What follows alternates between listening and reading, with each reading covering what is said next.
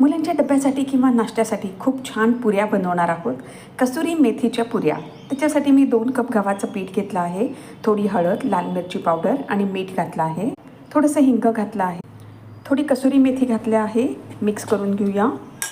2 tablespoon आपण कडकडीत मोहन घेतलं आहे तेलाचं. आणि आता हे मिक्स करून घेऊया आणि घट्ट अगदी पीठ मळून घेऊया. आपण अगदी चांगलं घट्ट पीठ मळून घेतलं आहे. 10 मिनटं आता झाकून ठेवूया. ह्या अशा छोट्या छोट्या पुऱ्या आपण लाटून घेतलेल्या आहेत. घट्ट पीठ मळलं की आपल्याला तेल कमी लागतं आणि पुऱ्यांचा आकार पण बदलत नाही. तेल गरम करायला ठेवलेलं आहे. तेल चांगलं गरम झालेलं आहे. आता पुऱ्या छानपैकी अगदी तळून घेऊया. वाव, हे बघा, असं घट्ट पीठ मळलं की पुऱ्या पण अगदी छान फुलतात आणि कुरकुरीत होतात अगदी. आता काढून घेऊया.